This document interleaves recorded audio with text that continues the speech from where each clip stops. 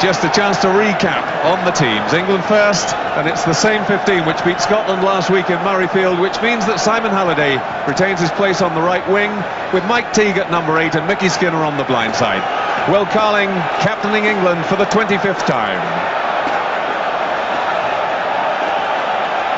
And a look at Australia. No change there either. Nick Farr-Jones came through that semi-final against New Zealand with no further damage to the knee he injured against Western Samoa. The back row has been the other area of concern, but Troy Coker had his best international so far against the All Blacks and keeps his place at number 8. David Campese today winning his 64th cap, Simon Poidevin his 59th. Both say that this is their international finale.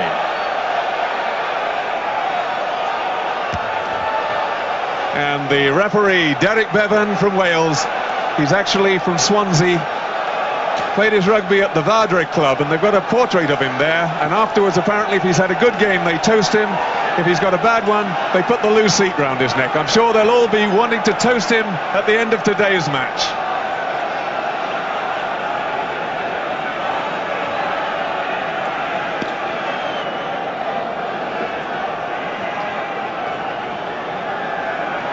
Will Carling, everybody's ready. Just waiting a signal, and Derek Bevan sets the 1991 World Cup in motion.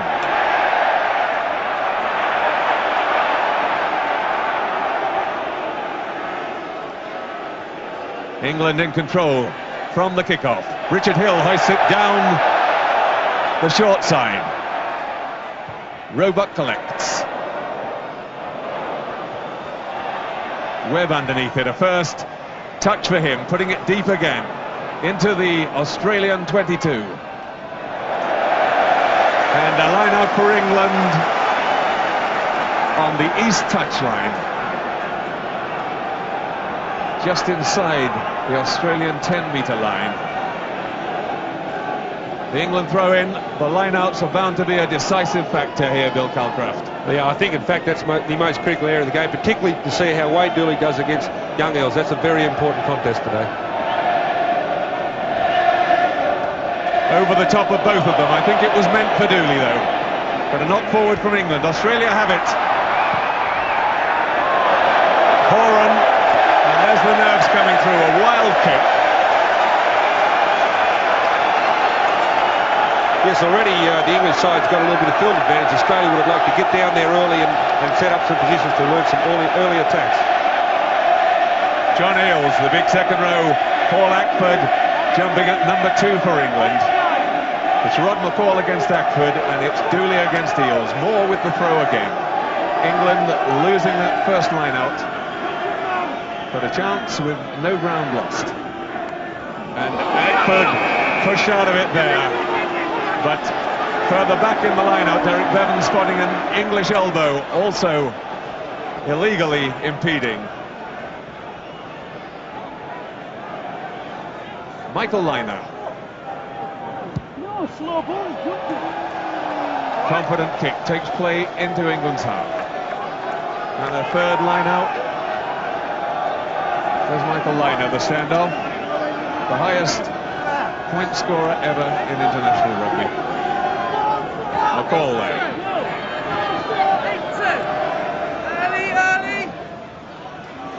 And Coker getting up, but he couldn't clean it. England have it.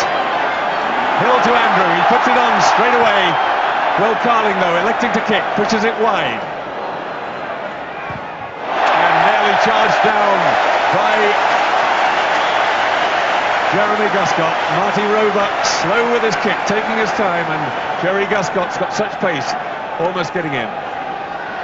Early nerves though, John, from both teams. A bit of aimless kicking in the opening phases of play, but that's really quite understandable.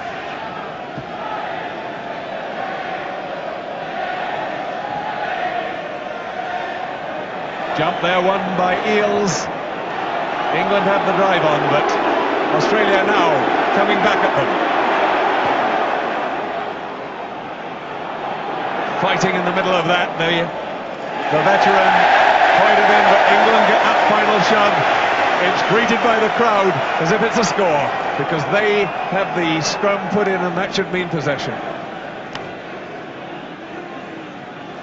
Australia much heavier in the pack. That massive front row of theirs, the difference in weight of the two hookers, 16-3 to 14-2, accounting for quite a bit of that by itself. Carling looping round, out to Underwood, but he can't hold it. And Campese gets a boot to it.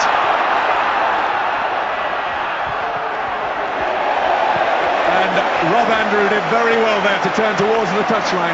If he turned the other way, he might have put himself in trouble. There's a bit of nerves creeping there, but good move for England, the cut-out and the loop from Carling. Let's hope they keep that sort of play going. Yes, they said they were going to change the tactics, and first time they get the ball, they move it. Pity really, because if Rory had caught that ball, he would have been in quite a bit of space.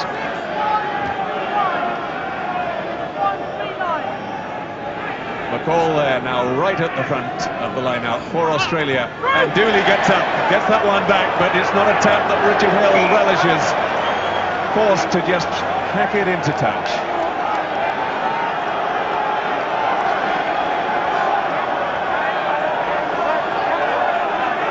Australia's throw-in, Phil Cairns. Wade Dooley has gone right to the back to mark John Eales. England got the touch. Can they control it? A knock forward though by Australia. The two such great line-out teams. It's pretty indecisive at the moment, the line-outs. I can't really work out who's got the ascendancy at the moment. I would say it's early days. It'll yet to settle down, this line-out battle.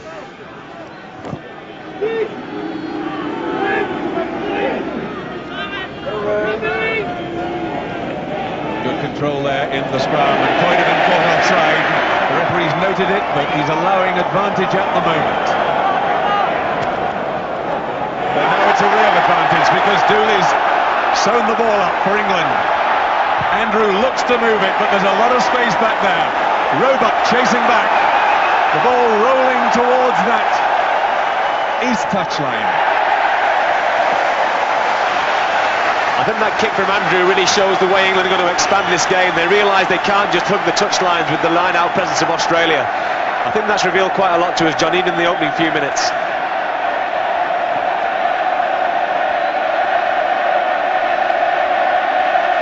Just 20 metres from the Australian line, and England have the throw-in. A clean line-out ball here would be invaluable. And the referee having to intervene. Opahengawi and Teague having a little go at each other before the ball comes in. Ackford gets a clean one. Looping round, Andrew round. In comes Underwood. Makes a little bit of a dent. Now there's room on the right. Winterbottom to Andrew, to Carling, to Webb. And the England forwards are there in numbers. But somebody trying to carry it on just one pace too long. It's a great bit of play from England there. The important thing there was they aimed to set up the second phase and win the ball and then go. They did that very well and almost got through. And that, a little bit of talking back at the referee from Brian Moore, the hooker. And that turned the scrum into a penalty, but they missed touch.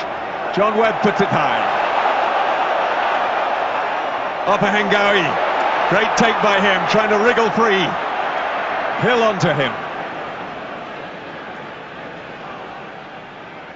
Farr Jones, back to Liner, and gets it into touch this time. And what a great take by Willie O. Not only is he a powerful man, but he's obviously got good hands. That was a very important catch.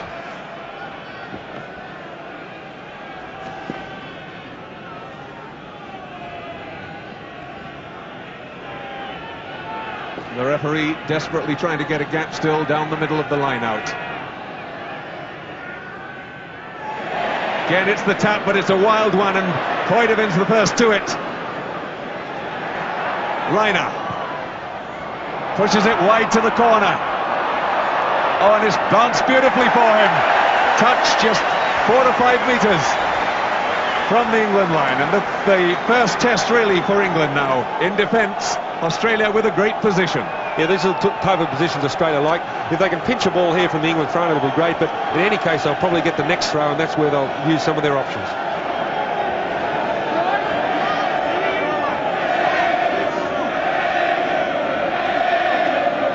Moore relaying the line-out signal to Richard Hill. Every team has a set of coded signals, so the opposition doesn't know where it's going. That's Rod McCall right at the front again, and that's to reduce the options. Australia have it.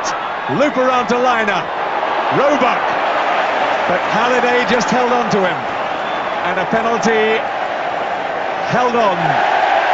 The tackle player holding on to the ball once he was tackled. Not allowed. Penalty to England. They'll be mighty relieved at that. Yes, a good piece of defence by Halliday. The Australian back certainly had a couple of options there, and the cut out and the loop we've seen before, but well defended, and now they've got the relieving penalty. The referee signalling very clearly, and there's Simon Halliday, the man in trouble. That came from the tackle. We'll see it now. He takes Marty Roebuck, the fullback, as he comes in. There's the loop around. Out it goes, and he just clings on there, but catches the heel as it goes.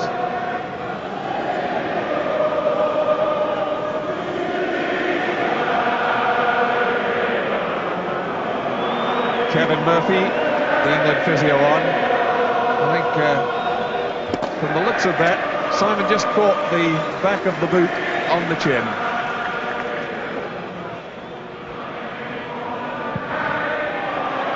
Slice kick from John Webb, but it's in touch. The pressure obviously telling on both sides, so a lot of the kicking has been pretty poor, but I hope that'll just settle down.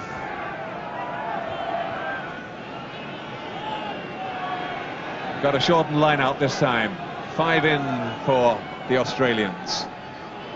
They've got it, but it's stolen there by Brian Moore. And Rob Andrew just hugely kicking it down to the corner. Roebuck's now got to put it back.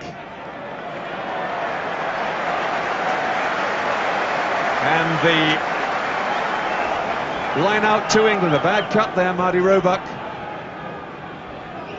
Going to need some treatment on that. Made his debut against Wales last July and has played in every test since. Scored a try in that first test and again in his second, the match against England when Australia won 40 points to 15.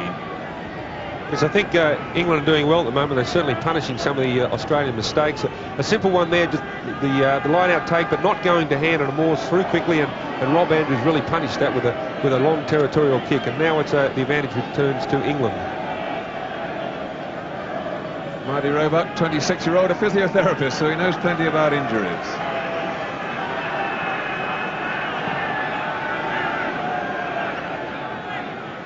Ackford getting a hand to it. Moore finishes it off for him. Winterbottom gets just enough momentum to take him through the first line of defence. Little touch, trying to get it over the top, but Edgerton back. The Australians have got a very good mix here. They're both their wings used to playing at fullback. Campese and Edgerton, Bill. Indeed, it's a preferred position of someone like Rob Edgerton and actually David Campese. So 3 men that can fall back and cover if the high ball puts a bit of pressure on Roebuck. Well, the line-ups at the moment just going Australia's way.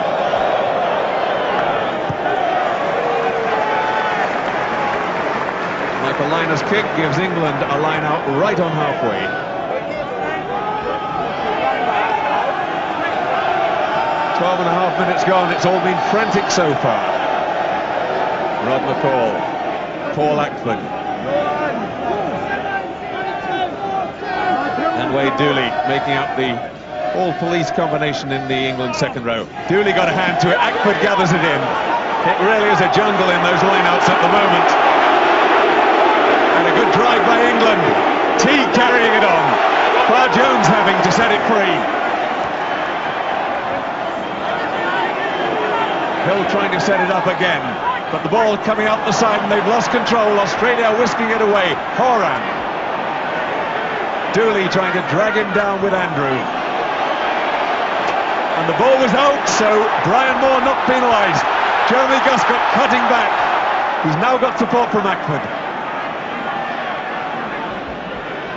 England got to stay on their feet in those situations where they're going backwards. They've done that and they've rolled it off the side. Now there's ball. Peter Winterbottom.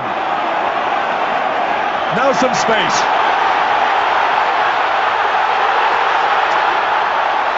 Keeping it going, back inside to Andrew. And a little knock forward by England, but England certainly looking for space there, Steve. Yeah, that was a great passage of play by England, backs and forwards linking. And that was more like the English forwards that we've become to know and love. Ackford and Dooley combining superbly in the line-out. There's some good interplay between the back row. Nick Farr-Jones just getting some treatment to his leg. Remember, he's had a lot of trouble, injured against Western Samoa, missed the game. The following one came back and survived for a time against Ireland, went off then, and then completed the whole game against New Zealand. They're restrapping that knee. Rob Andrew getting treatment at the same time, but Nick Farr-Jones, one hopes, is not seriously hurt there.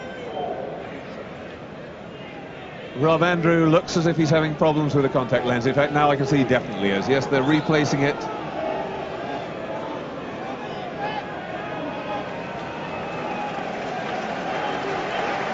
Rob Andrew, who captained the Lions against France in that unique match in October 90. Farr-Jones restrapped and as busy as ever.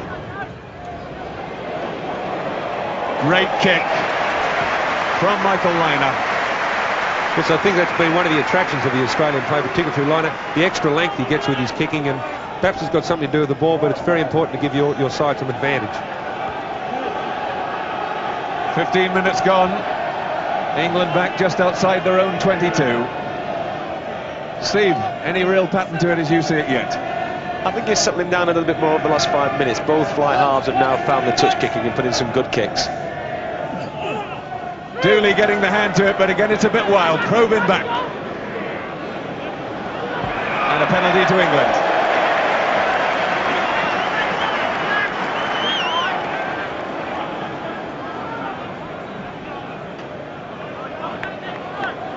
And Derek Bevan just insisting that England stay quiet.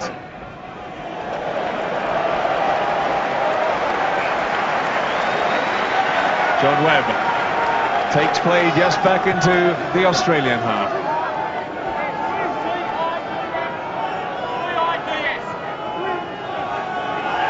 McCall. Jeff Provan at the front for England. McCall got an inside arm to it.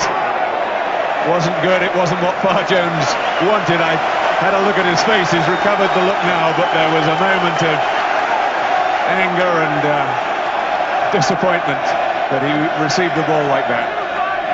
Not the ball an injured scrum half once with Brian Moore breathing down your neck either. So England have made 10 metres out of that. The throw won by Offengawi. Little trying to go through, finds Horan.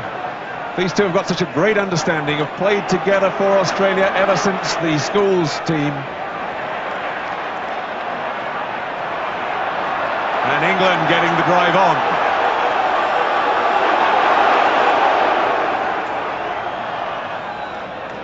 White's going forward, they've got the scrum. Yeah, I must say that the English pack is doing very well at the moment. In fact, they're a little bit more mobile, getting to that breakdown behind their own gain line even faster than the Australian pack. Another feature though, Bill, is the Australian midfield have been getting through other teams at will, but they won't get past the England midfield so easily, and that was demonstrated there. Yes, it's going to be a great battle between these midfields and the other key area, the back row. Great attempt earlier by England to move that ball wide, and they felt the strength of the Australian defence, which other teams have felt too. Hill to Andrew, moves it again. The long pass to Guscott, inside to Rory Underwood, but Horan coming across to help Campese with the tackle. Eales is there now. A little knock forward by England, 5 metres back. The referee just waiting to see whether there was an Australian advantage. And poor old Nick Farr-Jones, he's had his treatment, he's been given 2 hospital passes. Well, England will like the look of that. They haven't been able to turn it into any material advantage, but they're certainly winning territory. The little chip, cleverly done, not just hoisting it down the touchline. That was dropped in short deliberately for Campese to run onto. Yes, even at the moment, the Australian backs are a little bit hesitant. I don't think their passing is quite as crisp as we've seen, but that's really because they like to work mostly from the set plays, and they haven't had the opportunity because of the territorial advantage to the English side. Troy Coker comes forward to 2 in the line-out. Mickey Skinner's come with him. And Eales and Dooley at the back. But Ackford won it in the middle for England. Carling, but he puts it straight down Roebuck's throat, catches it like an Australian rules player, above his head. And John Webb taking his eye off it. Straight in was Cairns the hooker, sets it up for Horan. Poidevin. Massive hit between the 2 number 6s, and a penalty to Australia.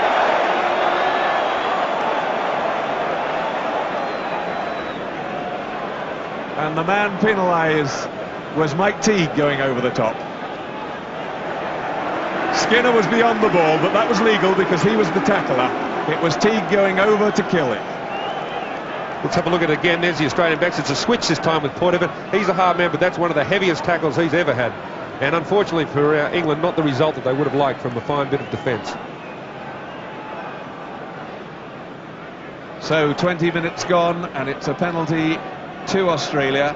Michael Lynagh stepping forward.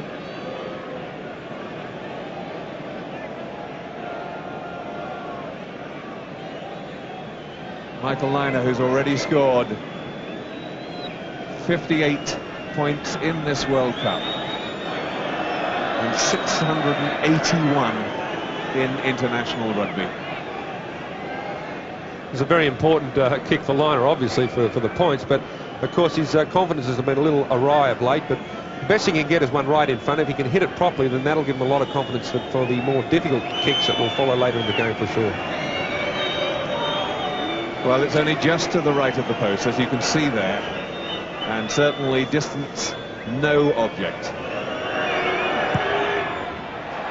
And he's missed it. The nerve showing, hooks it wide of the left post.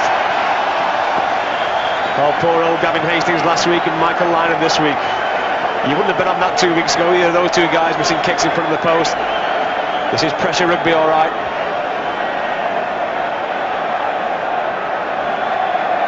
A let off for England. Rob Andrew restarts, caught by Willie Opahengawi.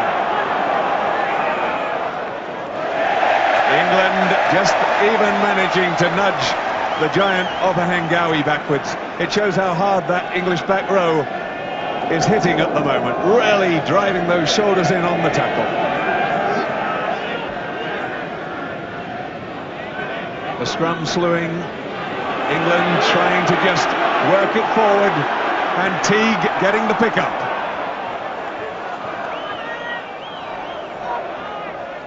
Rob Andrew, big kick down to the left corner.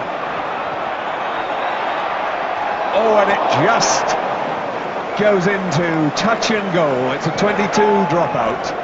Roger Utley looking tense as ever. Dean Richards next to him.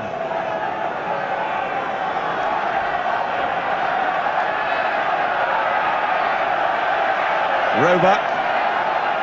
The Australians often use this. They bring Marty Roebuck forward from fullback to drop out.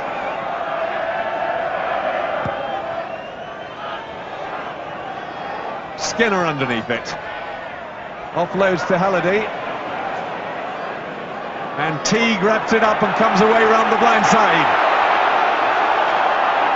Brian Moore driving it on. Good ball now for Richard Hill. And there's room this time. Jeremy Guscott trying to go through the middle when he had an overlap.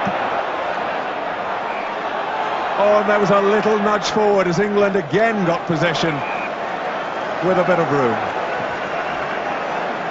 The England back row playing really well. Mike Teague is back to his Lions form, and he's not followed far behind by Skinner and Winterbottom, and Brian Moore's also featuring.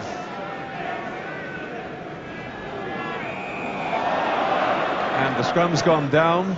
That was actually fortunate for Australia, because Troy Coker there just fumbling the ball at the base of the scrum, and had the whistle not gone, that would have been a knock-on and a scrum down to England. Picked it up cleanly this time. Far Jones trying to create space. They do it for Campese. The chip through, and Campese, he's in the lead. And a touchdown by everybody getting in the way. Winterbottom it was who got the touchdown in the end. The referee giving a 5-metre scrum, Australia's ball in attack. And that was because it touched an England player in the play area in front of the try line. The ball's away. That even touched the referee at one stage. A very dangerous moment, but for once the ball bouncing unkindly for David Campese. Suddenly he had a lot of space, but they're dangerous in this position. The scrum has slewed round through 90 degrees, and the law says that the referee must reset it. But plenty of space here on the right. They've got Horan and Campese here. Out to Horan. Everybody looking for the loop. England a bit short on numbers at the moment, but they've done well, and a penalty to England as Australia come in, dive over the top and kill the ball. Well done, England, because quite simply the Australians were looking to work exactly the same move they scored in Sydney with a double loop, but England all ready for that. The back row moving across in time, and now they've got again another relieving penalty.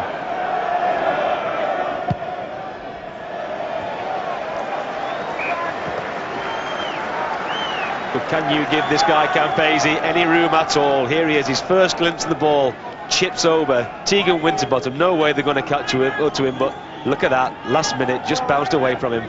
Bit of luck for England. And Winterbottom must have been thankful when he fell on that one. A penalty, Dooley pushing, I could see it quite clearly. And the referee too signalling exactly that. It was a shove in the back, not very subtle, and another chance for Liner.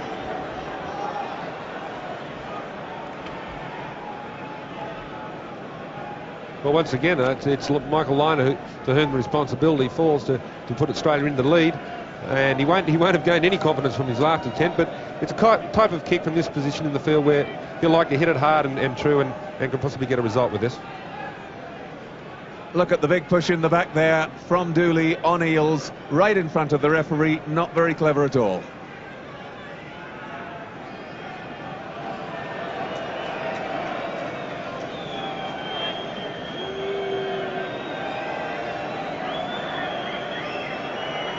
Michael Liner now coming up to 27 minutes. Can he put points on the board? Looks as if he's done it this time. He has. That will stop the heart fluttering for Michael Liner. A much more difficult kick than the first one, but this time he's on target. Yes, and to be fair, Australia deserved that one. They were very unlucky with the bounce of the ball from the Campese kick over, and really they're good value for that 3 points. Long kick-off from England. They've kicked it dead.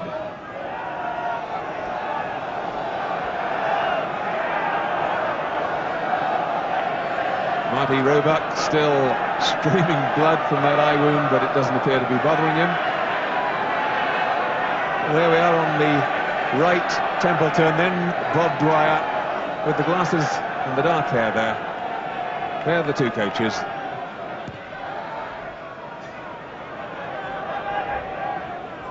Again, England failing to tidy that one up, but Rob Andrew does. Hoists it back to Roebuck. And Roebuck slices his kick terribly. Nobody really wanting to make it their own, and Horan finding touch safely just outside the Australian 22. Yes, once Roebuck had just stepped outside the 25-metre line there, he had a very difficult kick, and he didn't do a very good job of it on that occasion. Mickey Skinner. That big tackle on Poitevin. And Ackford getting it away. Guscott from Andrew. Setting it up in the midfield. England going forward. They need to control it, though. The referee allowing to go. He said that was off the foot. Underwood there. Horan having to jump for it. And he's away. Horan down the wing. The cover's across. It's still dangerous, though, with Webb going back. And play there going right from deep in 122 to the other. Campese with the ball, ready to take the quick throw in. Thinks better of it. Yes, wonderful bit of play from Australia. The important thing is that they're prepared to counter-attack, and when the opportunity comes, no matter where it is, they like to get away with it if they can.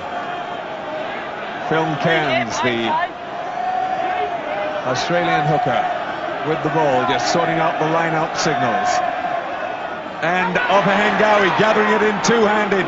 The Australians trying to roll it up the side. England in trouble here. It's a try. And is it Ofahengawi still holding on to it?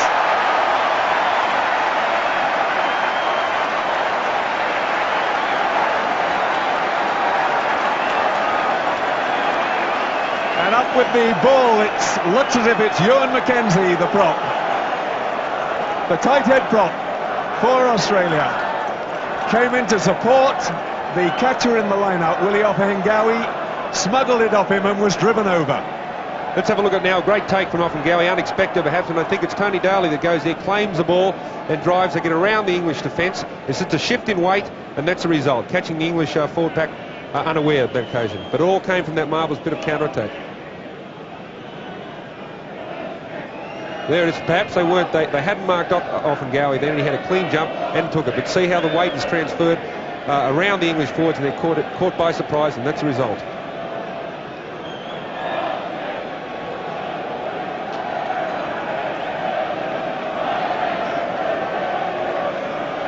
Great moment for the Australian tight head. And the conversion. Straight through the middle by Michael Liner. Suddenly, it's 9-0. England keeping it 0-0 till the 26th minute, but now with half an hour gone, 31 minutes just up, they're down 9-0.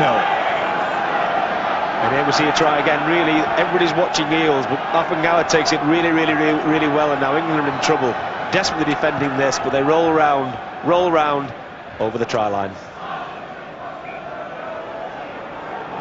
Rob Andrews kicked off long again.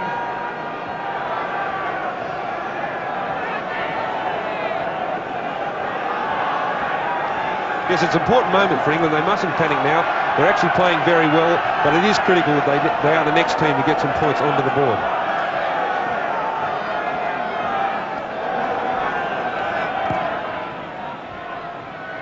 Roebuck, and he drops out straight into touch. He looks to the heavens.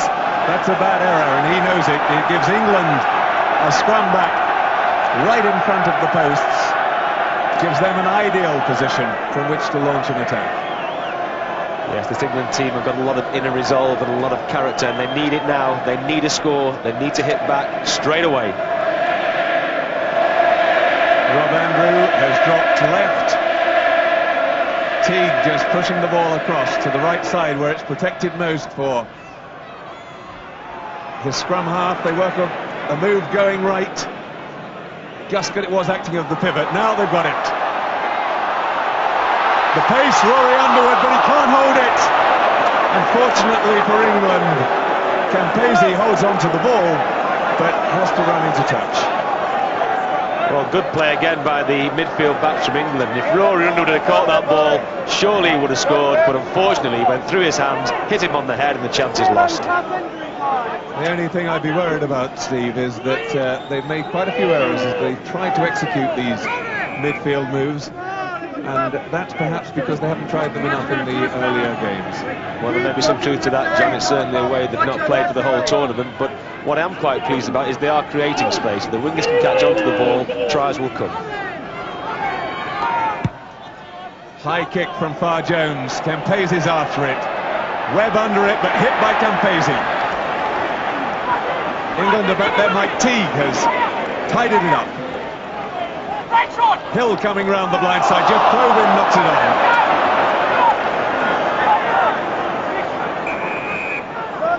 Well, the England tight-head prop likes nothing better than to run with the ball, but was such a surprise that time that he knocked it forward. Jerry Guscott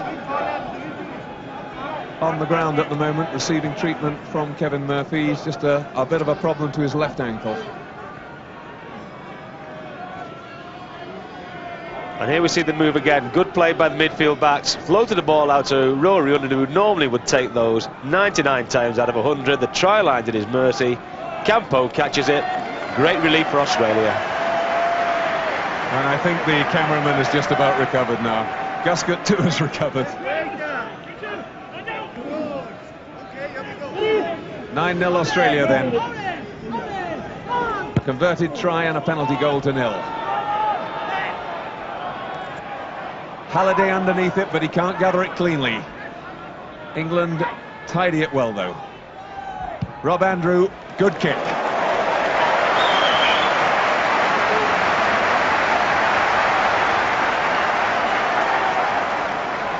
Just coming up to 35 minutes gone. Australia 9, England 0 in this World Cup final.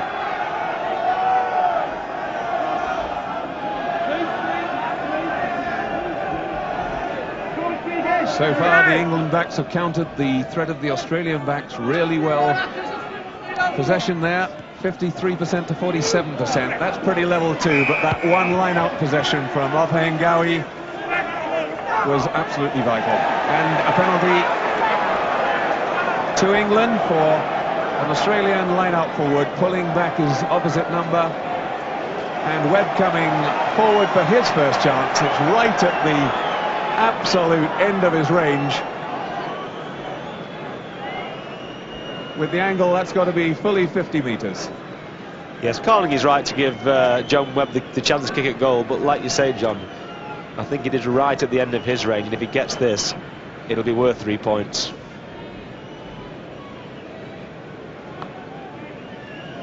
Yes, it's a difficult decision. You have to counter the balance of putting, say, an up and under and keeping the pressure on the opposition, or taking this long kick. And we've seen little evidence, really, throughout the tournament of kickers being able to land them from this distance.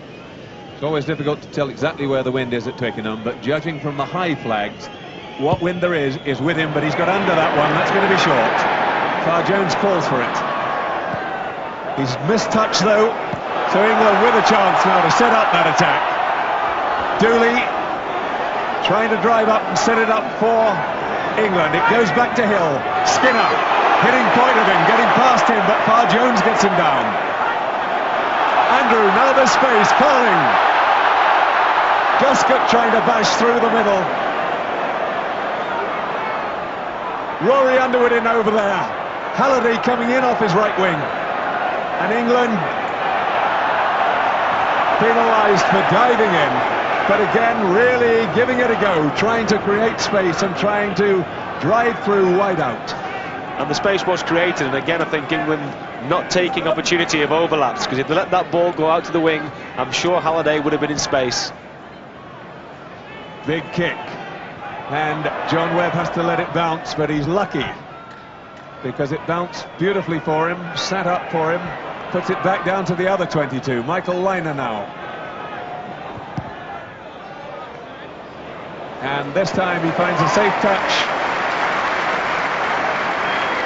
on the England 10-metre line.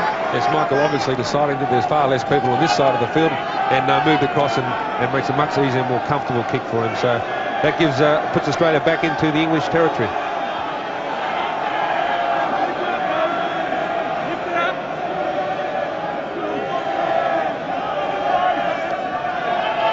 Just 2 minutes left on the clock until half-time. Referee again telling them to jump squarely. Eales jumping across. Threw himself right across the line, holds his hands up in innocence, but the referee saying, "You, sir."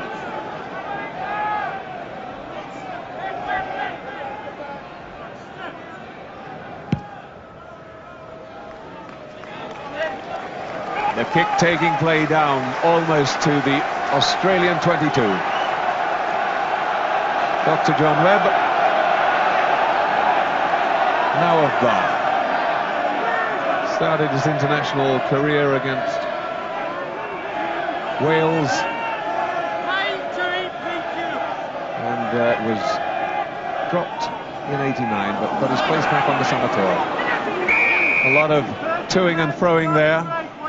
The first offence was not straight, says the referee. The ball must be thrown in straight between the two lines, and any subsequent offence is subject to that. So, although there was some knocking to and fro, he goes back and gives England the scrum. And coming to the end of the first half, this is a good attacking scrum for England. But they lose the vital control that they needed. Will Carling flashing off. And Teague getting in the way there, but trying to recover it. Well, England really making a mess of that. They heeled the ball cleanly, but it was untidy, out of control. They then tidied it up again. And Will Carling hit Nick Farr-Jones a hell of a wallop. No wonder he needs a bit of attention after that. Yes, skipper to skipper there, clashing, and Nick Farr-Jones in the war again. He certainly had a hard tournament as far as injuries go. Yeah, let's have a look at that again. You just can't afford to make little mistakes like that because your Australians react so quickly. Farr-Jones towed that upfield, and look at them get there quickly, and Carling takes a heavy hit from Offengawi, and the Australian forwards are there in numbers. England does well to release the ball, but a little bit confused, misunderstanding, and that's what's happened. Farr-Jones back on his feet again. He's a tough nut, a solicitor in Sydney, but he can take the bangs as well as do the desk work. Good pass from Hill. Wasn't the ideal ball. Carling hoists it straight up the middle. Roebuck in trouble, but not knocked on, says the referee. Rob Andrew underneath it. He hoists it high, but is it too long for him to get underneath? Just outside the 22. And the 40 minutes just up. A penalty to England because it was double played on the floor. Didn't release it immediately after the tackle. Yes, well, I mean, Campese will have thought that nobody was touching him on the ground and was free to make that pass, but obviously not in the judgment of the referee. And a very critical opportunity now for England. They really must kick this to put them that converted try away from Australia. Well, there's the man who's got to do it.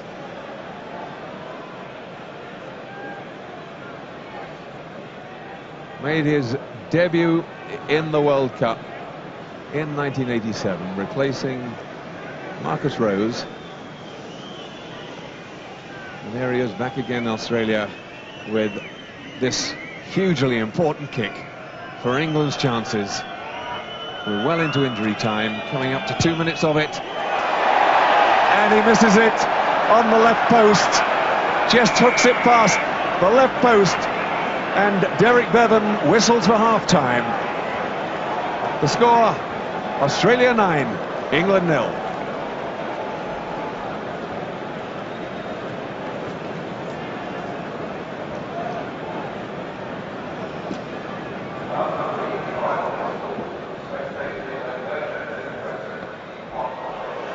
There's the trophy.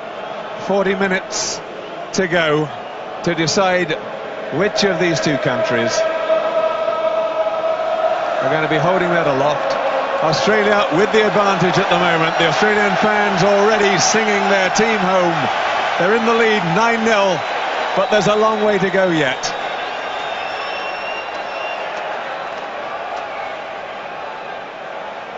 And England kicking off in the other direction, trying to split the forwards, catch the Australians out, but Offengawi comes away.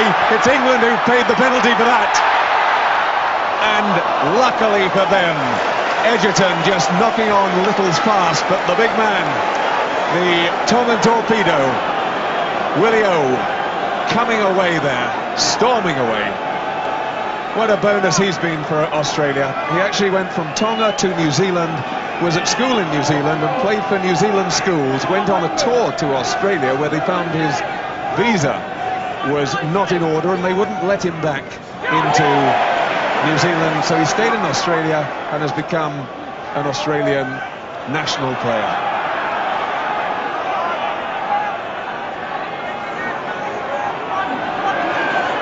England controlling that ball now, trying to work it free. Teague wrestled it out in the end. Rob Andrew puts the kick up. He hasn't found touch. Edgerton underneath it. Played fullback in the varsity match in 87 and 88. Ackford with the ball in control now. Moore going in and Teague. Are they going to try and roll it? Yes, they are.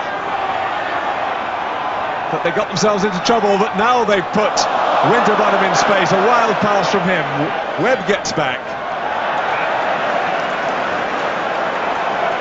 But Winterbottom really seeing the chance to put somebody into real space, but then making a hash of it. Yeah, that summed up the first half, really. England creating space and not being able to finish it off.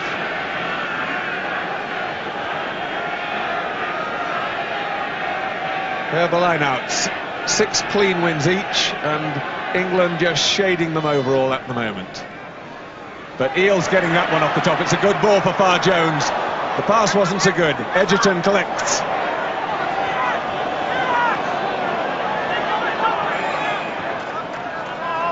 Australia's ball at the scrum.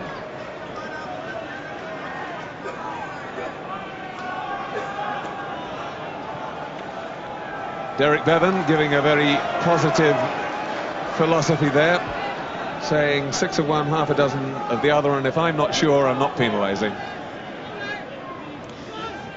Coker. It's well tackled, but that's not going to come out. And Coker driving forward, so rightly Australia given the scrum. There's both sides sometimes suffering from the fact that neither of their number 8s really are full-time in that position. A little bit of hesitancy that time from Coker. England wing forwards off, that the whole back row slip wide. Now Liner. And again a beautifully weighted kick, just floating past Rory Underwood and landing nicely a metre inside. Look at the difference in the England play there. Rob Andrew passing the ball 11 times to Liner 2. Now who'd have thought of those stats at this stage of the World Cup final, after all we've been hearing about the two teams over the past month? It's not a matter of how many times you pass, it's a matter of when you pass, and the Australians are doing that quite effectively, but so are England also.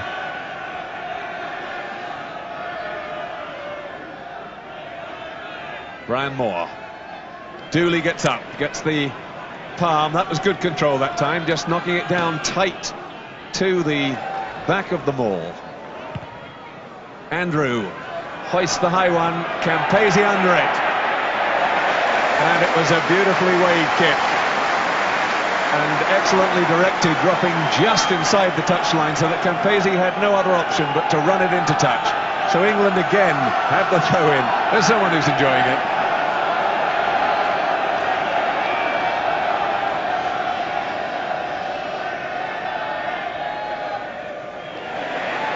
Fed by Skinner quickly that time. Carling looping round, it's Winterbottom trying to bust a hole through the middle. Now there's some space for England going left. Guscott with a lot of room. And Underwood just getting away from Campese, but Campese recovering magnificently there. And a little problem there for Rory Underwood getting away from Campese. It could have been a penalty against the Australian winger for tackling his man before he got the ball. Yes, Campese desperate to keep hold of Rory Underwood there in case he got the ball. But it worked, he's kept England out. A great play by England. There's some real continuity. Clearly Winterbottom's enjoying the fact that the English backs are running with the ball and linking up with him. That's the secret. Good second phase, and then you got plenty of space to run with, and that's what Underwood was doing. Well, I suppose it had to happen, didn't it? A World Cup final streaker. No one else will know who he is, but he can say he did it. England driving forward though now. And they got the put in again. This is great pressure by England, exactly what they needed at the start of the second half. Just 5 minutes gone, and Australia on the rack really for the first time. Yes, good start to the second half by England. This is what they had to do. Will Carling's obviously given a good team talk there, and really what they want to do now is turn this pressure into points. Andrew loops around, the deep one to Guscott. He's got a line to run back, just zips through a bit. Skinner.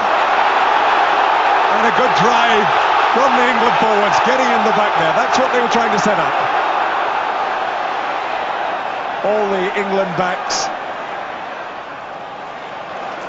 England again with a scrum in a tremendous position from which to attack. And the power and the strength of this England back row is terrific. That's why they're getting the put in from the scrums, because they're going forward. Another good attacking opportunity. The England backs were trying to overload the right there. Now they've all reverted. Just Simon Halliday out on the right. Rob Andrew back, tries the drop goal, but slices it. But that's bad luck for England, but the important thing is that they are trying things at this end of the field. The previous move worked well, gave them some continuity, gave them a second chance to score points, but they really did need that field goal to get 3 points and stay in touch. Making the decision there from the set piece to get points on the board, which would have brought them back, of course, to within one score. A converted try would have then seen them level. Plenty of time to go. Rob Andrew, nasty kick to take, but he took it beautifully. Hoofs it back into the 22. Far Jones to Roebuck. And John Webb gets across to get underneath that one. He's got room too. Chips it well. That was a good one. Again, Far Jones coming from an infield position, had no option but to run it into touch. England now again deep in Australian territory with the throw-in at the line-out. And real pressure on this Australian defence. It's held so far. England must just keep attacking them, keep attacking them. Brian Moore, the pack leader. England have reduced the line down to 2. Ackford gets the hand to it. Rob Andrew. Back to Guscott again, trying to outflank them, that tremendous pace. Rory Underwood. And again the England forwards have got the drive on. Teague coming away with it. Oh, but Winterbottom can't hold his pass.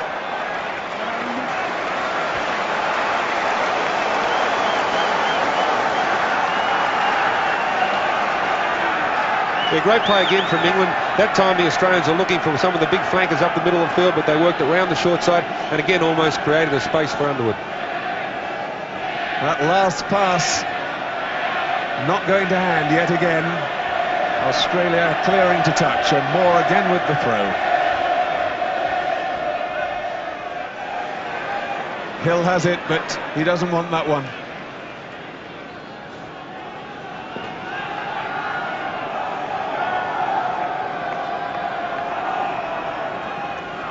Derek Bevan, again keeping the lid on everything. Skinner going to the front, but the move didn't work.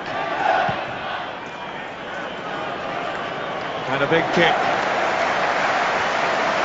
From Liner clears those lines. It was a Campese. Scoring points against these 91 Australians is not easy, but I just can't help think that if England just keep playing the way they are, somehow it's got to give, and if it does give, they're in with a really good chance.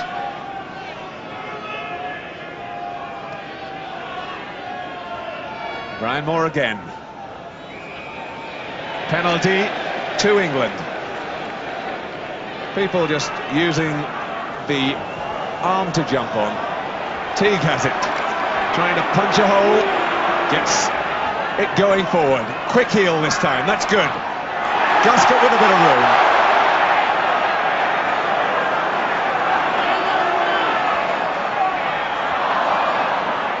And this time, moving it back, the sort of sleight of hand we've been looking for.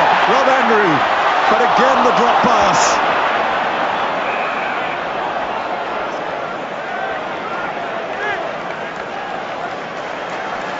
And Derek Bevan moving in smartly to stop any loss of temper. Frustration, I'm sure, on the part of the England forwards. Skinner, the culprit there, as that ball went to ground.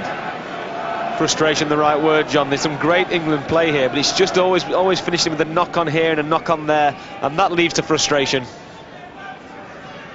10 minutes into the second half. Australia 9, England 0.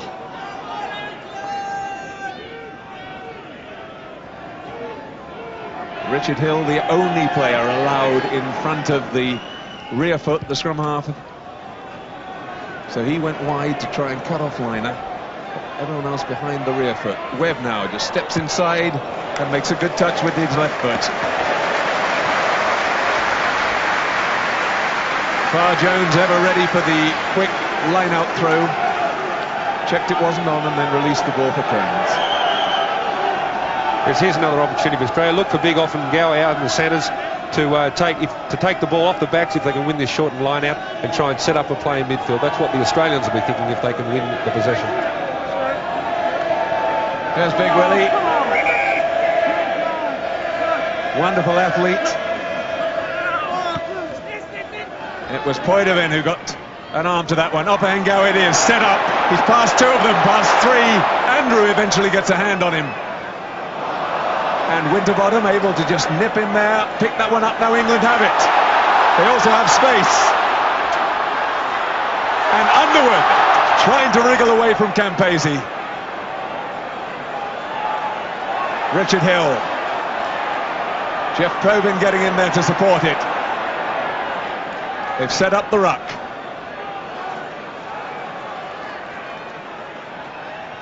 Little chip through, but that was poorly judged. Straight to Campese. England, though, filched it again. Yes, well, that time it was Australia making the mistake. Just the little knock on after a tremendous run from Offengawi, and England creating the counter-attack and putting the Australian defence under pressure. Pity there, Steve Smith, that Richard Hill decided to stand off and look for the chip through. They just put tremendous pressure on by running, and it might have been better to have kept that going. Yes, I know what he was thinking, John, because the maul was static and the Australian backs were up flat, so the idea was good, the execution wasn't. It might be Offengawi who's down there in trouble. It is, and attention needed.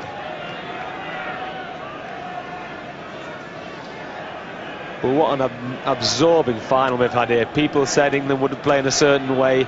It's just the opposite. England have thrown the ball around. They've really tested the Australian defence, and they need that Offengawi. They need him back fit. Well, the crowd now getting behind England. Union Jacks, St George's crosses, all out. Anything to wave. And the popular anthem. And on the touchline, Jeff Miller just warming up, but Offengawi is back in action. Teague picking it up. The heel was a bit deep. He's had to go very deep to try and set that one up. Rob Andrew back inside to Underwood. England still have it. This time pushing it wide. Carling is making those precious few yards. Hill has it again. Outside to Skinner. And this time going left. And can he get away? No, that man's not only a great attacker, he's a great defender too. Campese bringing down Underwood. England diving in. Penalty to the Australians. And try as they may, England just cannot unlock the door.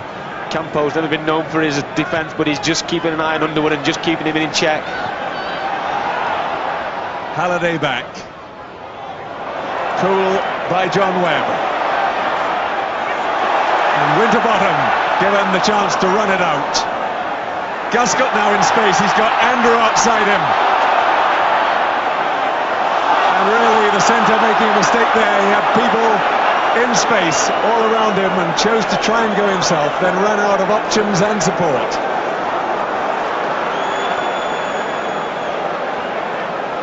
Jerry Guscott just looking to impose his magic on the game, and that time I think even he'll agree, overdoing it. Yes, he's one of the most exciting runners in world rugby, but a couple of times that overlaps outside him in this game and he hasn't seen them. I must say, if you look at the field now, they're both very exhausted. Roger Utley, chin in his hand, ruining that moment that got away.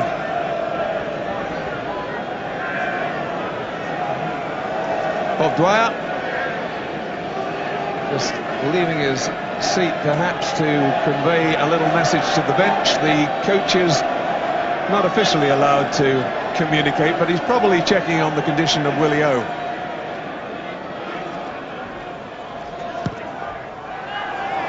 Andrew hoists the high one. Roebuck takes it well. John Webb underneath this one. He takes it well too. Rob Andrew had run intelligently wide. Michael Liner in the left wing position. And again now Australia knowing that providing they keep England pinned back, they are not going to be likely to score from somewhere like 80 or 90 yards. So you can rest assured that that will be the Australian tactic from now on. They've got a 9-point lead and they want to play all the rugby deep in England's half. Bob Dwyer, having achieved his purpose, goes back to his seat.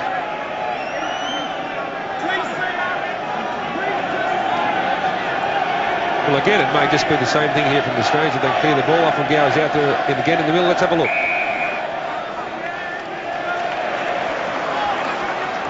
A little nudge there from the prop. That was Tony Daly, penalised for a little elbow in the ribs. England still winning the territorial battle, but they haven't been able to turn it to a points advantage. The kick down the middle, a missed kick by Andrew. Campese under it. And that raking kick. Rob Andrew gets to it. And he's put it into touch from just outside the 22. Well, he must have known where the 22 line was. I think he didn't mean that to go into touch. No, he sliced it, but if you kick badly to Campo, he makes you pay.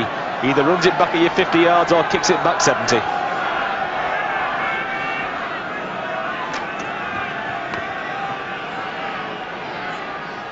"18 minutes gone in the second half. 22 to go. England trailing 9 points to 0. Poidevin flailing an arm at that one. Wasn't straight, so England get the scrum.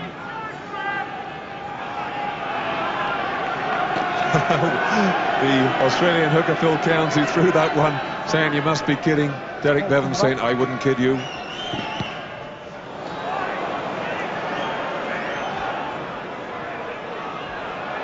Rory Underwood, but again the pass not sure enough. Horan, oh, nearly wriggling free, but Carling just held on to him. Now there's some space.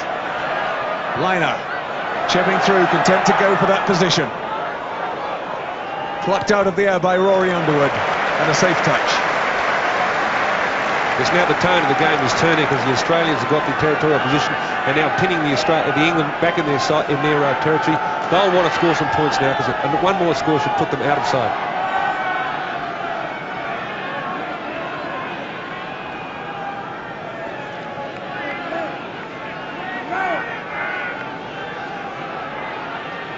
Cairns with the throw. Dooley gets his hand to it. Winterbottom in there to tidy up. But Australia going forward, so England must win this. They have done. Andrew only able to make a couple of meters though, just outside the 22 now.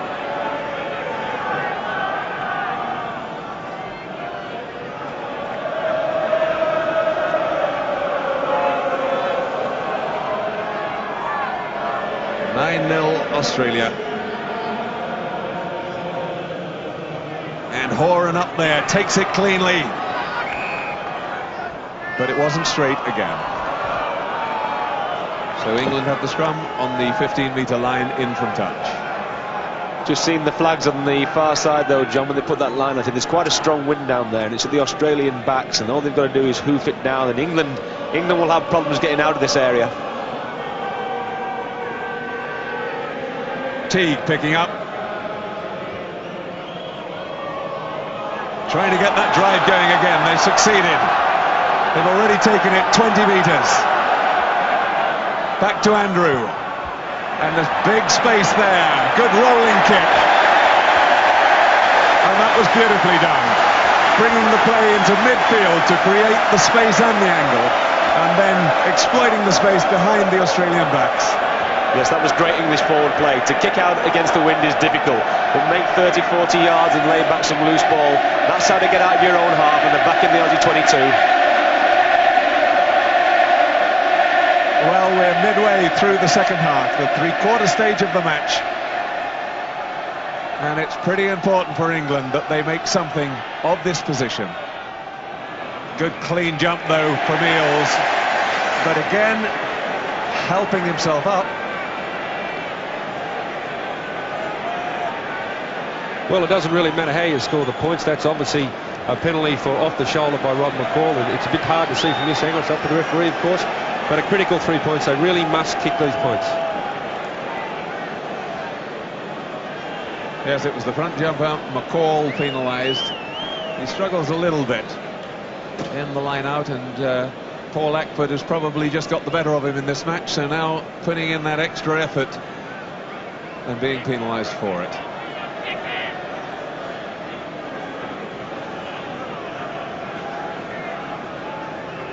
Crucial kick this for John Webb. The first kick he had was pretty difficult. The second one just before half-time, really he needed to land it to give his team a chance. This one even more crucial. 22 minutes gone. John Webb. And yes, that one's over. He had a long look at it, wasn't very sure until the touch judges' flags went up. But England at last with points on the board to show for their pressure. Yes, the English crowd have now got something to cheer about. This is going to be a pulsating last 20 minutes. England needed those 3 points. They're now just one score behind. They've got to get hold of this kick-off and get straight back down into the Australian half and keep the pressure on. Yes, and they have to keep playing exactly the same way, because if they can make it one vital break, there's a chance to score the try. Rob Andrew. And that was a good kick. He deliberately hit the ball away from touch, knowing that the wind would carry it in. There's Roger Utley. Look at that. That was his reaction to the penalty kick, would you believe? To him, it's just a little bit closer. He knows that England's still behind and have a lot of work to do. But that clever kick from Rob Andrew, taking play up to halfway. Australia have it, though. Horan. Lovely little shimmy midfield, just to change shoulders and make it more difficult for the tackler. And now you'll see Michael Liner take the ball and try and punch into the corners almost certainly to get down to the other end of the field. That's so important.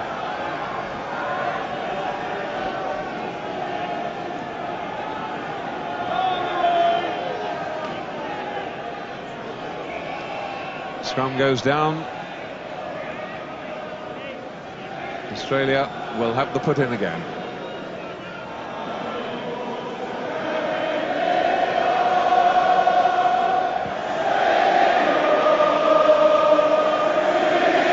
Well, just over 15 minutes left on the clock.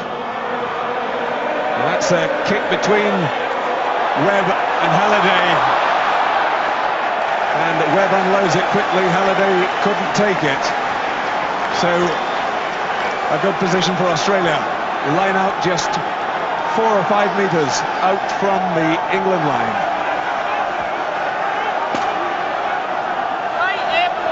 If you look closely now, you'll see Campese having a chat with his centres, and they've obviously got some options on if they can win the ball. Jeff Probyn at the front of the line there. Paul Ackford behind him. Dooley's gone to the back to mark Eales. And 3 hands touched to that, but it was an Australian one last. The big kick deep. Well read by John Webb. 22 dropout. They started off as if they were going to run that one, tore up the England defence just to lull them, and then Liner putting in that clever kick high into the dead ball area for Campese to chase. And there it is again, Liner bringing the backs up onto him, there's space in behind now, and the bounce of a rugby ball, it just goes England's way.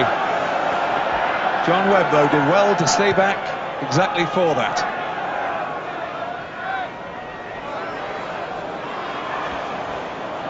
Knocked forward by Australia. So an England scrum on their own 22. And still plenty of time if they can work their way down to the other end. Still 15 minutes to go.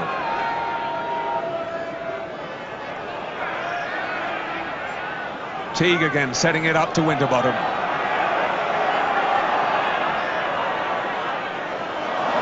And a penalty, over the top they went, collapsing on top of the ruck. McCall and Coker, two real heavyweights, they were the offenders. Quickly taken. Winterbottom, back to Andrew. Difficult to see how Cairns could have been onside then, but he got away with it. Just putting pressure on the England fly half. Play up to the 10-metre line. Australia's throw at the line.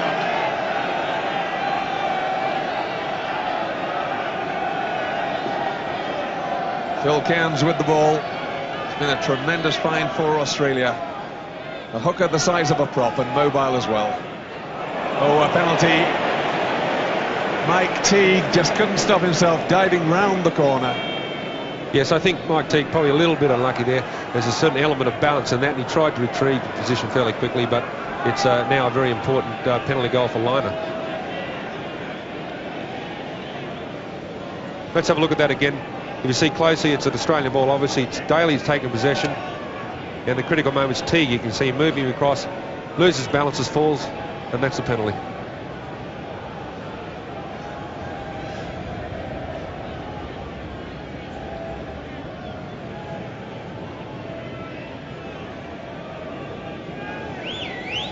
Well, all kicks important, but this a little more important than most for Michael Liner, to take his team 2 clear scores away. The most you can score from one set of scoring, of course, the 6 points you get for a converted try. That's what Australia lead by at the moment. Yes! And Liner runs back, the calmest man on the field. He's not been at his very best place kicking wise during this World Cup, but my goodness, that was an important one.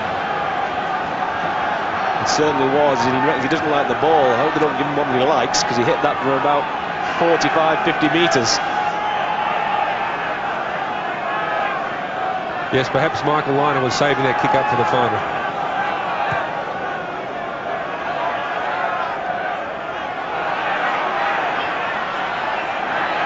England trying to get the drive on, but Poitevin had come away with the ball. They're driving against nothing. Farr Jones lays it back, as he's done 1,000 times before, to his partner Michael Liner.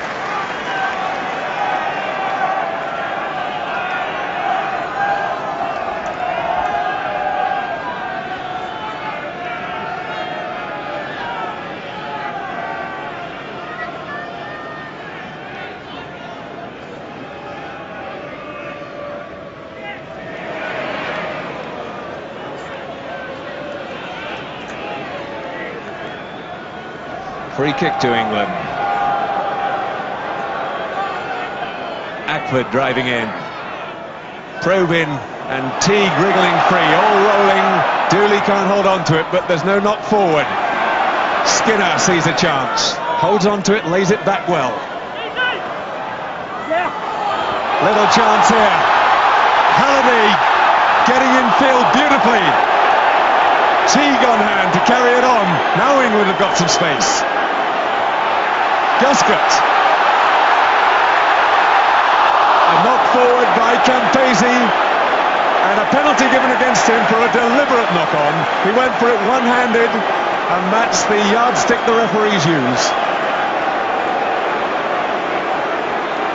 He may have given the penalty away, John, but he certainly saved a try. In fact, you could even have an argument whether it could have been a penalty try or not, but I suppose that would have been a little bit harsh. But if Winterbottom had got that ball to Underwood, it would have been 6 points rather than an expected 3. Yes, let's have a look at it. Here comes the critical pass now. It's Carling, Winterbottom. That's pretty hard to tell, really. They go for the ball one-handed. Referees are always going to give a knock-on. That's the yardstick they use. That's actually a guide in the law book.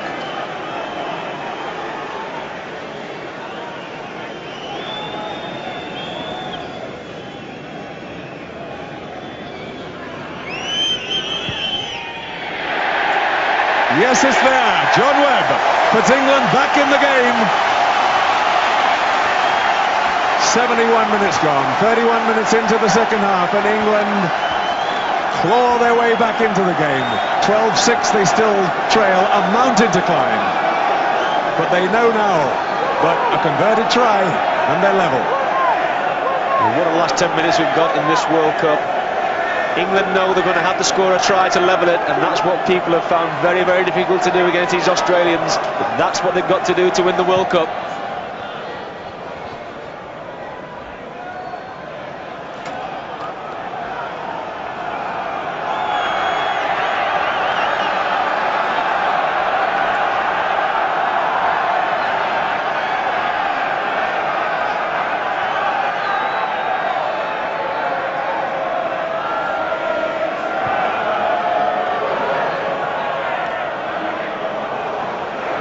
Trying to get to it. Wild pass there.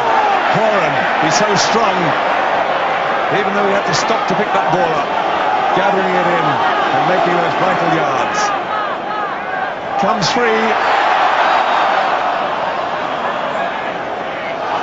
And Australia, given the scrum, the crowd hate the decision. But the referee saying the ball was just nudged forward by the England forwards.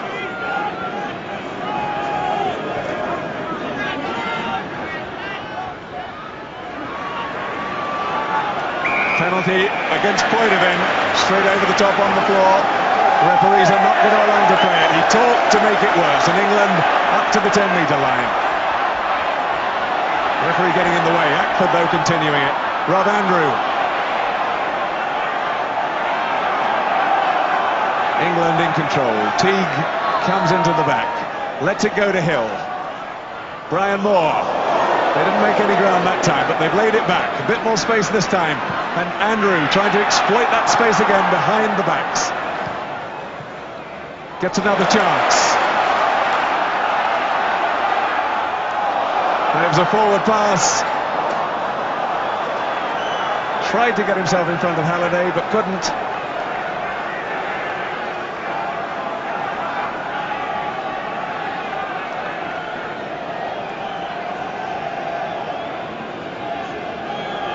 Coming up to 34 minutes gone in the second half.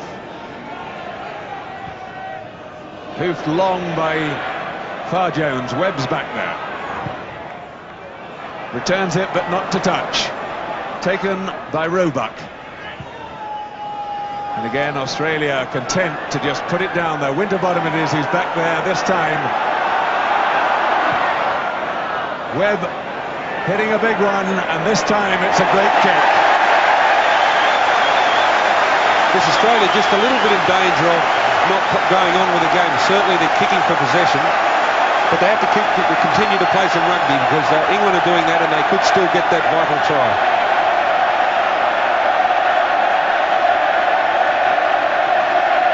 So, an Australian throw-in on their own 22.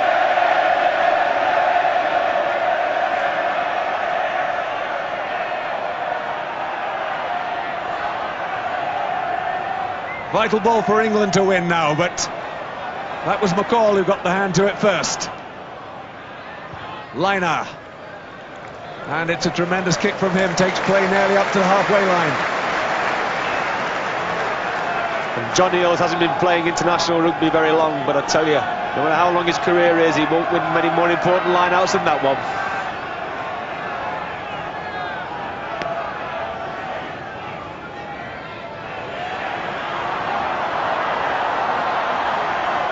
Long pass and Gasket comes outside. No room there for Halliday. And it's the Australians who get in quickly. Horan. Space now for them. I'm sure we're going to see this looping round. Liner, but he's in trouble now. Jeremy Gasket. Rob Andrew. But Rob Andrew couldn't find the support he was looking for. A great chance for England.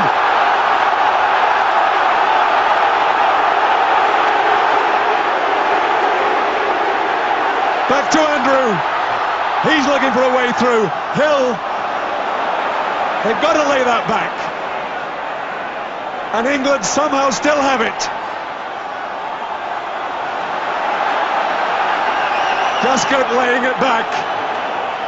And England perhaps lucky to get the scrum there. They made a real mess of that. What an extraordinary mistake from the Australian team there.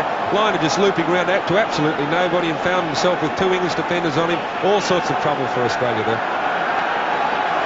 But England there with that moment, Steve, a great chance if they could have grabbed that opportunity. It also shows how important pace is in defence as well as attack, because it looked as though England there had a certain try, but the Australians found pace from nowhere and saved the day.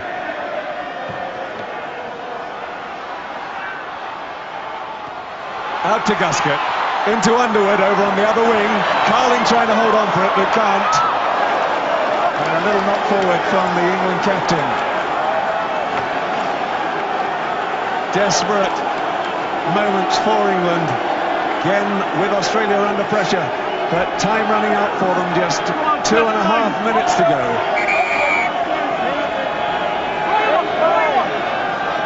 This England team have a great strength of character, but they're trying everything to break this Australian defence, and full credit to these Australian tackling. It's marvellous.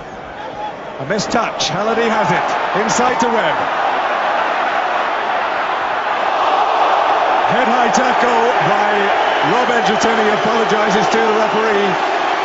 But really at this stage, a kick for goal. Not good enough for England, so they tap it. Winterbottom has it. Halliday in, Winterbottom again. Gasket has nobody outside him. And England have got a penalty again. The Australians now killing everything. Desperate defence by them.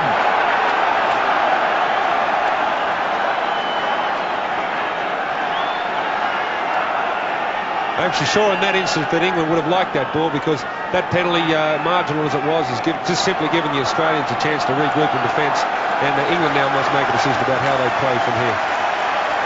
This time going for a set move. Brian Moore, the acting scrum half, puts it to the real scrum half. Lays it off there to Jason Leonard. And they've got the ball. What moves on this time? Underwood coming through. But the referee spotted it was a little nudge forward before the Australian hand touched it. And the Wallabies will be thankful for that. Just 1 minute left on the clock.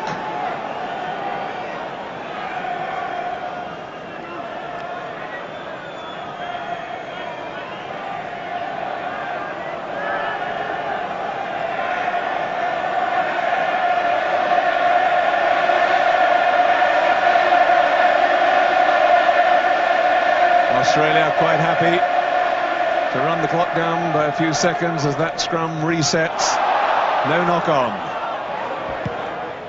And Liner left-footed. I think he'd said to himself he didn't care how far it went as long as it went into touch.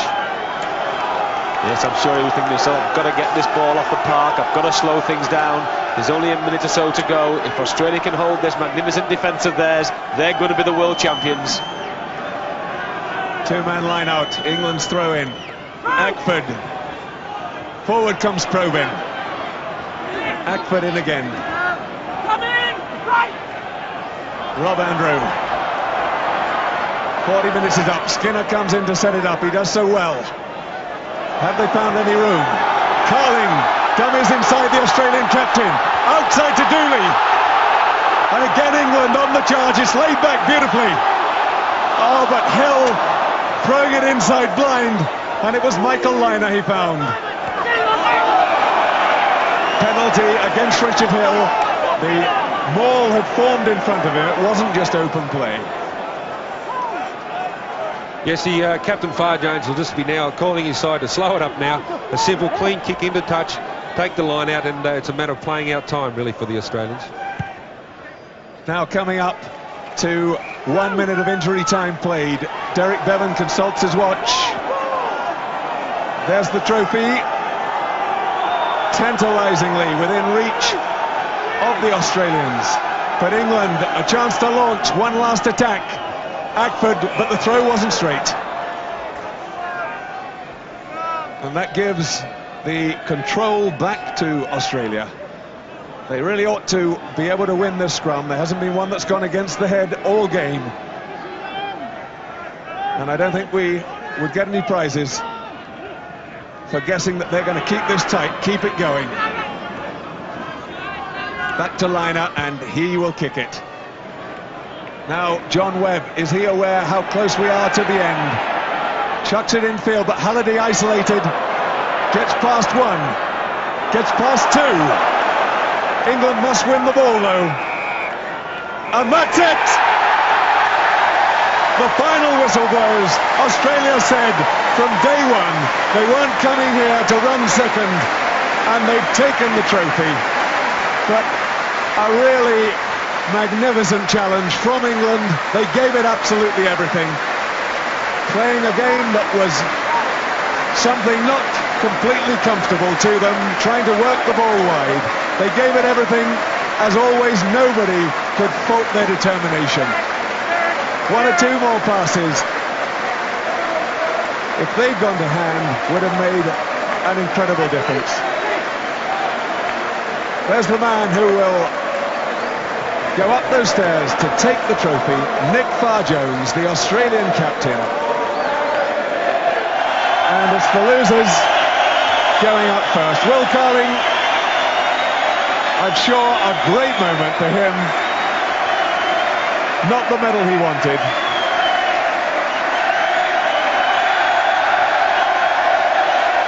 Now there's a face that tells everything.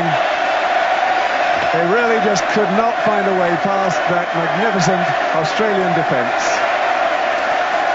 Now, but they can be well proud of themselves, John, and the Twickenham crowd are giving them an ovation, which this England team richly deserves. They've come second in the world, and that's no disgrace at all. Simon Halliday and Jeremy Guscott, who I'm sure will be thinking what might have been, but things just didn't break quite right for him. Peter Winterbottom, who played one of his greatest games, I think, for England today. His 48th cap. Jason Leonard and Mike Teague. The England pack leader, Brian Moore. The subs too, David Pears. And the other five receiving their medals.